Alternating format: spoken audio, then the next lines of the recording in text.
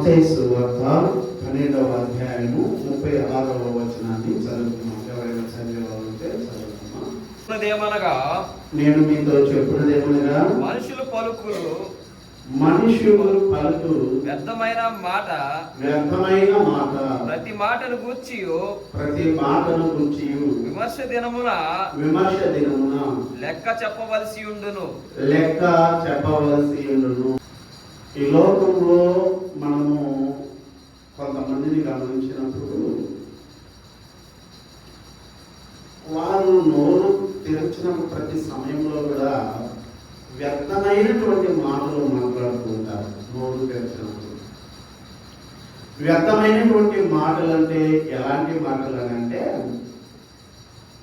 ఎదుటి వారిని బాధ పెట్టేటువంటి మాటలు, ఎదుటి వారిని కించపరిచేటువంటి మాటలు. ఇంకా మనం కానీ మాటలతోటి మనుషులను చంపేస్తారు కూడా, మాటలతోటి మనుషులను చంపేస్తారు. ఇలాంటి మాటలన్నీ కూడా మనం వింటూ ఉన్నప్పుడు మనసుకు చాలా బాధ కలుగుతుంది. ఏం బాధ కలుగుతుందంటే, ఎందుకు మనుషులు ఇలాంటి మాటలు మాట్లాడడానికి కారణం ఏంటిది అంటే అది ఎవరి లోపము ఎక్కడ లోపం అని కానీ మనం చూస్తే బైబిల్ గ్రంథంలో ఒక చక్కని మాట వ్రాయబడి ఉంది. చూడండి,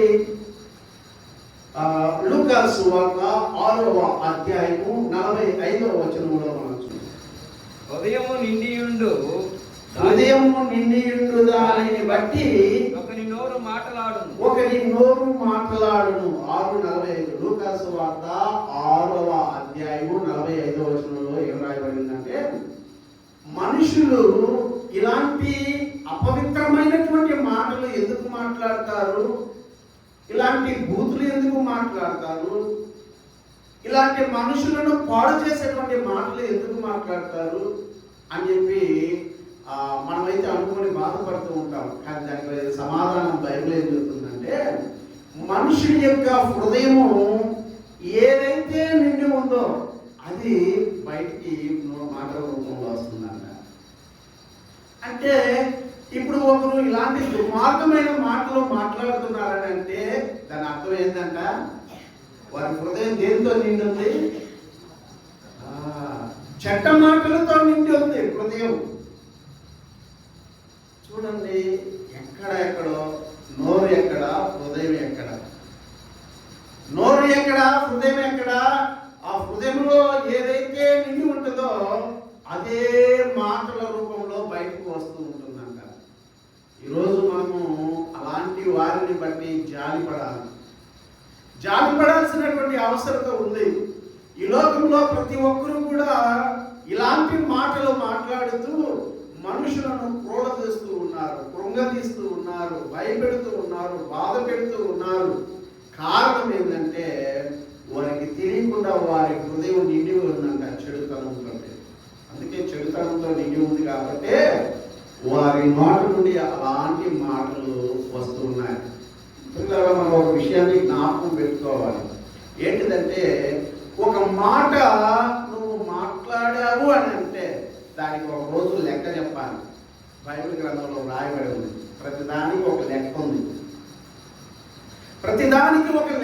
పిల్లరా, ఏంటిది ఆ లెక్క? నువ్వు ఏ మాట అయితే మాట్లాడావో ఆ మాటకి నువ్వు సమాధానము చెప్పుకోవాలట. చూడండి, బైబిల్ గ్రంథంలో అదే 12వ అధ్యాయం 36 మత్తయి సువార్త 12:36. నేను మీతో చెప్పున్నదేమనగా మనుషులు పలుకు వ్యర్థమైన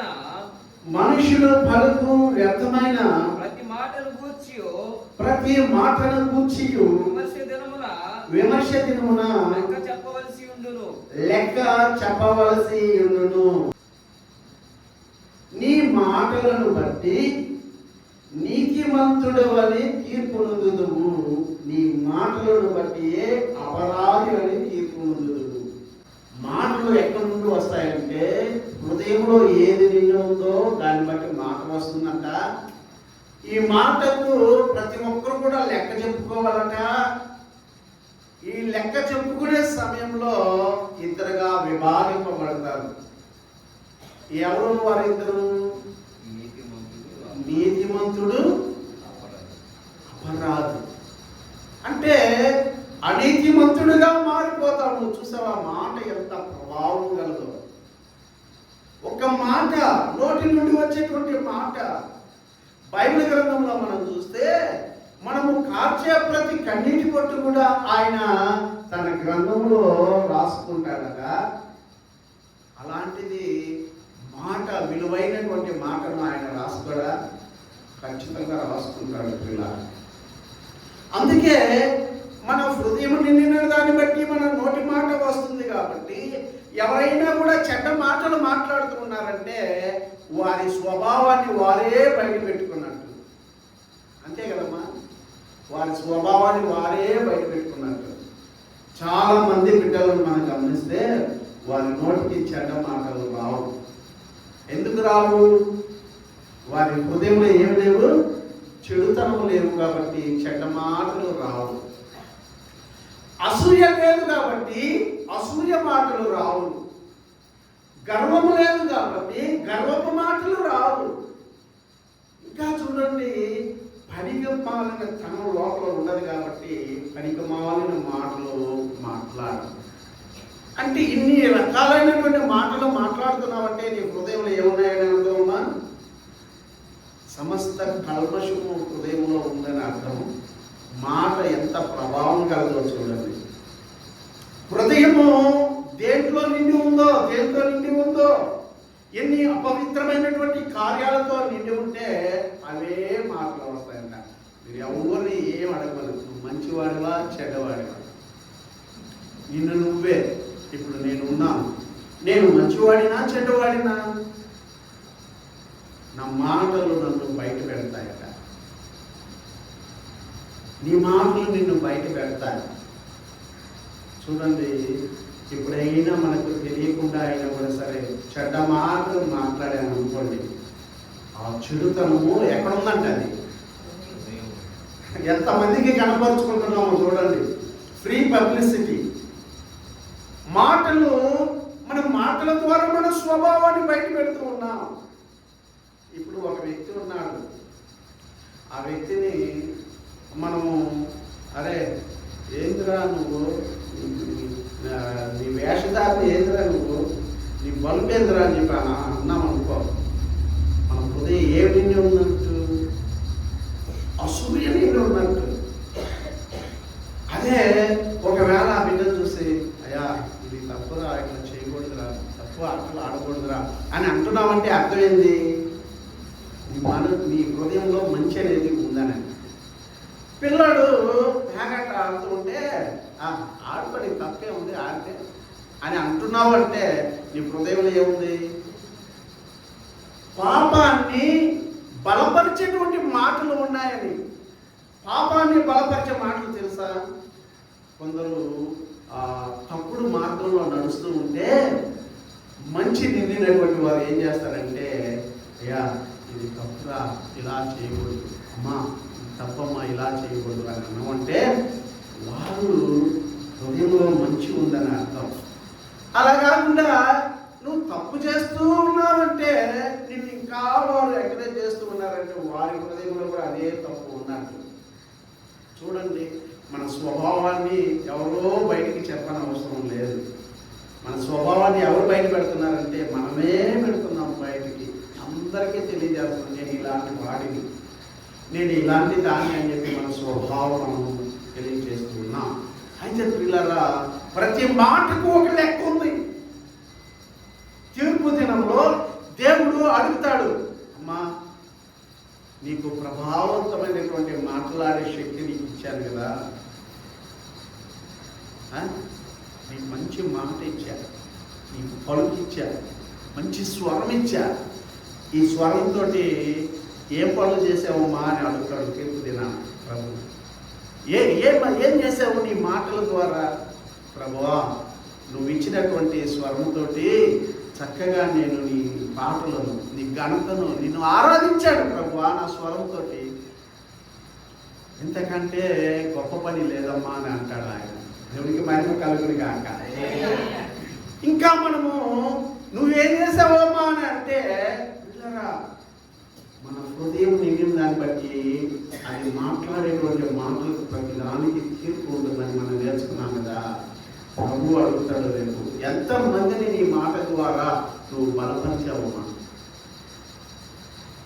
ఇంకా మన బైబిల్లో చూస్తే 4లో ఉన్నటువంటి అంశాలు మనం కానీ చూస్తే పిల్లరా చూడండి, సామెతల గ్రంథము 18వ అధ్యాయం 21వ వచనంలో మనం చూస్తే చదవటయ్యా. సామెతల గ్రంథము 18వ అధ్యాయము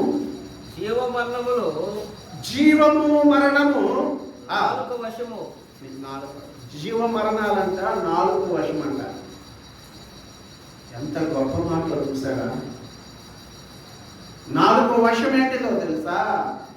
జీవము మరణం అనేది నాలుగు వశం ఉన్నాయంట. రేపు తీర్పు దినానికి ప్రభు ఏమడుగుతాడంటే, అమ్మా నీ నాలుగు ద్వారా ఎంతమందికి జీవాన్ని ఇచ్చావు, నీ మాటల ద్వారా ఎంతమందికి మరణాన్ని ఇచ్చావు. మరణం ఇవ్వటం అంటే ఏంటిది? మరణం ఇవ్వటం అంటే ఒక మనిషిని ఆ బ్రతుకుని నిలబెట్టాలి. ఒకసారి పాపము చేత పట్టబడినటువంటి ఒక స్త్రీని అందరూ పట్టుకొని వచ్చారు. ఈమెను రాళ్ళతోటి కొట్టి చంపాలి అని చెప్పి అంటే అందరూ తమ స్వరాలు దేనికి తెచ్చారు? చంపడానికి ఆ గోరు తెచ్చారు. పాపము చేసినటువంటి స్త్రీని ఆమెను చంపాలి చంపాలి చంపాలి. ఆ నోటికి ఒక్క మాట అయినా మంచి మాట వచ్చిందా? ఉన్న వాళ్ళలో చిన్నవాళ్ళకి రాలేదు, పెద్దవాళ్ళకు రాలేదు. ఇలాగా జీవము కలిగినటువంటి మాట యేసయ్య మాట వచ్చింది. దేవుడికి మహిమ కలుగును గాక. జీవము కలిగినటువంటి మాట, బ్రతికించే మాట, ఆమెను బ్రతికించింది యేసయ్య మాట.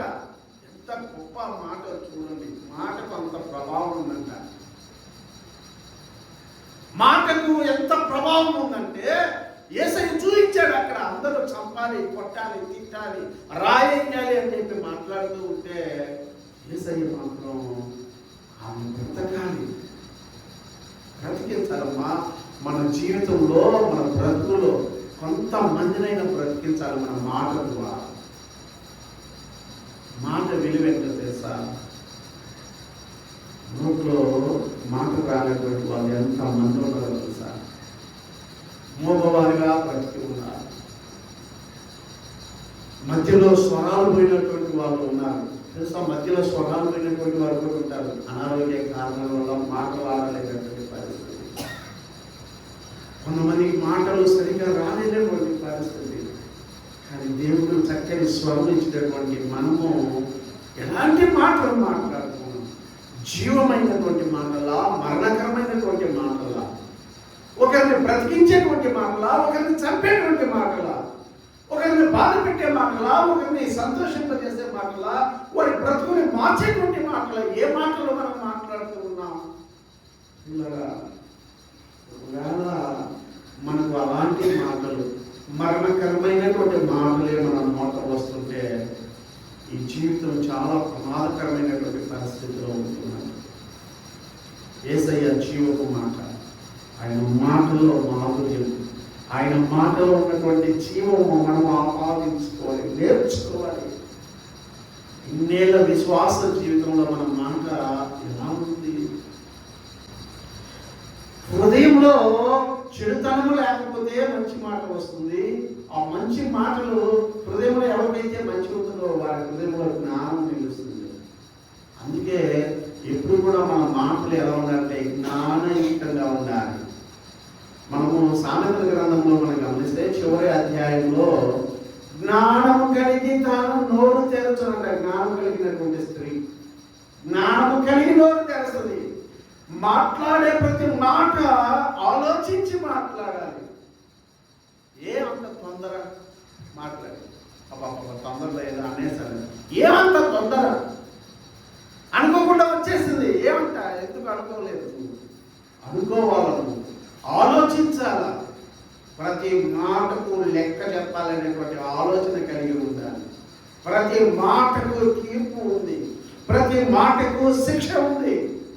ఇలాగా మాట మంచిగా మారాలి, యేసయ్య మాటలాగా మారాలి, అందరిని నిలబెట్టాలి. పడగొట్టకూడదు మాటలతోటి.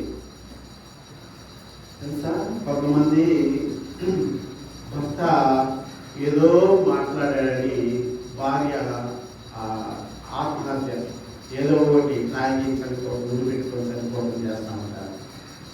అదే భార్య ఏదో అన్నదని చెప్పి భర్త ఆ ముందులు ఈ ముందులు దాని గురి పెట్టుకోవడం చేస్తూ ఉంటారు. చూసారా, నీ మాట నీ సొంత భర్తనే నిలబెట్టలేకపోతుంది, నీ మాట నీ ఇరుగు పొరుగు వారిని నిలబెట్టలేకపోతుంది. నీ భర్త మాట భార్యకు విలువ లేకుండా పోతుంది, భార్య మాట భర్తకు విలువ లేకుండా పోతుంది. పిల్లరా, ఇంత ప్రభావం కలిగినటువంటి మాటలు అని చెప్పి నువ్వు తెలుసుకోవాలి. నువ్వు తెలుసుకోవాలంటే జీవపు మాటలు నేర్చుకోవాలి ప్రభు సన్నిధిలో. పిల్లరా, ఇంకా లోతుగా పరిశీలిస్తే నూతన నిబంధనలో యాకోబు పత్రిక 3వ అధ్యాయము, ఆ అధ్యాయం మొత్తం 3వ అధ్యాయం మొత్తం యాకోబు పత్రిక 3వ అధ్యాయం మొత్తం కేవలం 4 గురించే రాయబడి ఉంది. 2వ వచనం చదువయ్యా. యాకోబు పత్రిక అనేక విషయములలో మనమందరము తప్పిపోవచ్చున్నాము. ఎవడైనను మాట యందు తప్పని ఎడల అట్టివాడు లోపము లేని వాడై తన సర్వ శరీరమును లోపము లేని వాడై. మాట ఎంత దూరం తీసుకెళ్ళింది చూసారా. ఆడేమో హృదయం నిండిన దాన్ని బట్టి మాట్లాడుతుందంట, ఇక్కడైతే అన్ని లోపాలు కలిగి చేస్తుందంట నాలుక. అందుకే ఈ నాలుగును సాధు చేసేటువంటి నాలుగు ఎవరు లేరట, అక్కడే రాయబడి ఉంది. ఇలాగా మనం గమనించినప్పుడు పెద్ద పడవని చిన్న పరికరం రూపు మారుస్తూ ఉంటుంది. ఇంత పెద్ద శరీరాన్ని నాలుక కూడా అలాగా మార్చేస్తుందంట. నాలుగు బైబిల్ గ్రంథంలో దేంతో పోల్చారంటే అగ్నితో పోల్చారు. అగ్గిపుల్ల ఎంత ఉంటుందమ్మా? ఎంత అగ్గిపుల్ల. అది ఒక చిన్న మంటేస్తే పెద్ద అడవి, పెద్ద పెద్ద ముద్దులు కూడా తగలబెట్టేస్తుంది ఎంత. ఇదే అగ్గిపుల్ల లాంటి నాలుగుతోటి జీవితాలను తగలబెట్టకూడదు. అగ్ని వంటి నాలుగు మాటలతోటి అందరినీ తగలబెట్టకూడదు, జీవితాలను నిలబెట్టాలి. మృదువైన మాట క్రోధమును చల్లార్చును. ఎందుకు మృదువైన మాట రాలేకపోతుందంటే మాట్లాడే ముందు ఆలోచించలేకపోతున్నాం. ఆలోచన ఎందుకు రావట్లేదు? నీ హృదయంలో అపవిత్రత ఉంది. ఆ హృదయంలో ఉన్నటువంటి అపవిత్రతను బట్టి నువ్వు ఆలోచన చేయలేకపోతున్నావు. ఆ ఆలోచన చేయకుండా మాట్లాడినటువంటి మాటతోటి అందరికీ మరణాన్ని నువ్వు పంచుతూ ఉన్నావు, జీవాన్ని పంచట్లేదు నువ్వు. అందుకే వాక్యం చెబుతుంది, హృదయం అన్నిటికంటే మోసకరం, ఘోరమైన వ్యాధి కలిగినది. ఎంత ఘోరమైనదో తెలుసా? అన్నదమ్ములు, కడుపున పుట్టిన అన్నదమ్ములని చూడు, అక్క చెల్లెళ్ళని చూడు, బంధువులని చూడు, భర్తని చూడు, భార్యని చూడు. దానికి అంత కపటము, ప్రేమగా మాట్లాడేటువంటి తత్వం తెలియదు దానికి. ఆ హృదయాన్ని మార్చడానికి యేసుక్రీస్తు ప్రభువు ఈ లోకానికి వచ్చాడు. ఎందుకు మహిమ కలుగుతుంది అక్క. పౌలు గారు అంటాడు, ఒకప్పుడు నేను హింసకుని, ఒకప్పుడు నేను దూషకుడిని. దూషకుడు అంటే ఏంటిది? తిట్టేవాడిని, దూషిస్తా, మంచి పని చేసే వాళ్ళని దూషిస్తా, మరణాన్ని పంచుతా. చంపడానికి ఆర్డర్స్ తీసుకొని వెళ్ళాడమ్మా. అలాంటి దూషకుడు అంటే తన హృదయం చెడిపోయిన స్థితి నుండి ఇప్పుడేమని ఎలా మారాడంట? హింసకుని దూషకుడు హానికరుడైన సౌలును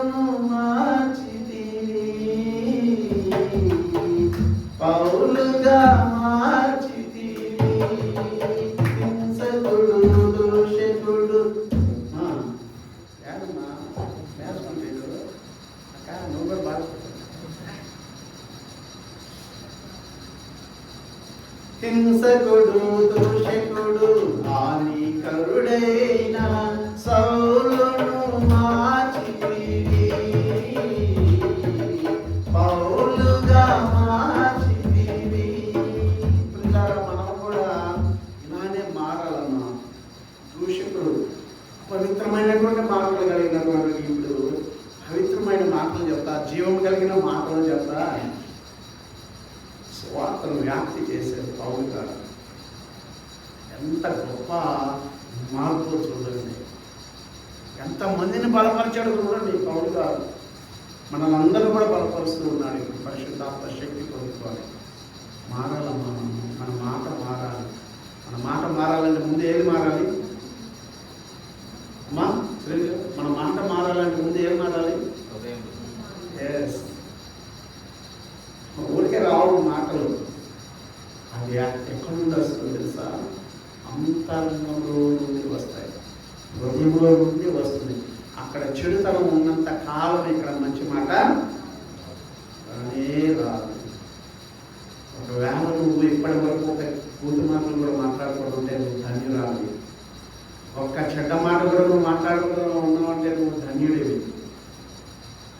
నిజంగా ధన్యులు ఉన్నావు. ఎందుకంటే కొంచెం కొంచెం తగ్గుతూ వస్తుంది చెబుతాను తెలుసా? బాప్తిస్మం తీసుకోకముందు అనేకమైన చెడ్డ మాటలు, ఊత పదాలు వచ్చాయి కూతురు.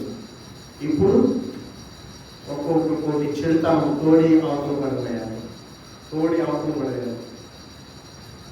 ఒక 20 గుంగల చెడుతనం హృదయంలో ఉంటే ఒక్కొక్క రోజు ఒక్కొక్క బొమ్మ తోడి అవతలం పోసేస్తుంటే ఆ చెడుతనం అంతా పోయి హృదయంలో అంతా ఏమవుతుంది? జీవము చేరుతుంది. ఆ జీవంగా ఉందనుకో ఎంత ప్రభావంగా తెలుసా? మా జీవము కలిగినటువంటి ఆ హృదయంలో జీవంగా నింపుకుంటే నీ నాలుగు ఎంత పౌరస్తుంది తెలుసా? అవునుగాక అంటే చాలా అయిపోతుంది. దేవునికి మహిమ కలిగింది కాక, అవునుగాక అంటే అయ్యింది కదా. భక్తులందరూ అవునుగాక అంటే అయ్యింది. మనం కూడా అప్పుడప్పుడు ఆమేన్ అని అంటాము. అవుతున్నాయా లేదా? అందుకే సాక్ష్యాలు చెప్పుకున్నాం. అందుకే హృదయాన్ని చాలా శుభ్రం చేసుకోవాలి. అది చేసుకుంటే మంచి మాట వస్తుంది నోటికి. అప్పుడు మోకరిని ప్రార్థన చేస్తే డైరెక్ట్గా ప్రభువుని చేరుకుంటుంది. అందుకే అక్కడ వాక్యం రాయబడింది, ఆయన చెవులు వారి ప్రార్థనల వైపు ఉన్నాయంట. దేవుడికి మహిమ కలుగును గాక. ఆయన చెవులు నీ దగ్గర. నీ మాట వినాలంటే ఏం మారాలి? మాట మారాలి. ఆ మాట మారాలంటే ముందు ఏం మారాలి? అది గాని మారితే ఇది మారుతుంది. అలాగే మన హృదయం అనేటువంటి కుండలో అడుగున ఉన్నటువంటి పాపాన్ని పైకి తీసుకొచ్చి కింద పడబోసారు. అలా పోయాలనంటే ఏ రాలేయాలి? వాక్యం అనే రాళ్ళతోటి నింపాలి. వాక్యం అనే రాళ్ళతోటి నింపి ఆ చెడు నీరంతా బయటికి పంపిస్తే పిల్లరా మన హృదయం మారుతుంది. మన హృదయంతో పాటు మాట మారుతుంది. ఆ మాట ప్రభావవంతమైన మాట. రోజు ఒక ఆయన ఇచ్చాడు, ప్రభువా నువ్వు మా ఇంటికి వచ్చేంత గొప్ప నేను కాదు, కానీ ఉన్నప్పుడు ఒక మాట ముసలి మాట మాత్రము సెలవిను బ్రతుకు మారిపోతుంది. మాట మాత్రము సెలవిను మాకు మంచి జరుగుతుంది. మాట మారితే ఆయన మాట ఎట్లా ఉందో తెలుసా? ప్రభావవంతంగా మారింది. ప్రభావవంతంగా అబీమెలెకు గురించి అబ్రహాము గారు ప్రార్థన చేస్తే ఆయనకు మేలు జరిగింది. నువ్వు కూడా ప్రార్థన చేస్తే స్వస్థతలు జరుగుతాయి. నువ్వు కూడా ప్రార్థన చేస్తే నీ మాటను బట్టి కార్యాలు జరుగుతాయి. నువ్వు ప్రార్థన, నీ మాట వస్తే చాలు. జీవము కలిగినటువంటి మాటలు మాట్లాడే వాళ్ళు ఎప్పుడు ఒకరిని నిలబెట్టాలి. చూడండి, జబ్బుతో ఒక అతను ఉంటే పోయి ఏం కాదయ్యా అని చెప్పి అంటే అది జీవం చచ్చిపోయింది అని చెప్పి అన్నాం అనుకో, అది మరణకాలం. ఇప్పుడు ఏమి ఇచ్చావు? ఇప్పుడు మరణాన్ని ఇచ్చావు వాళ్ళకి.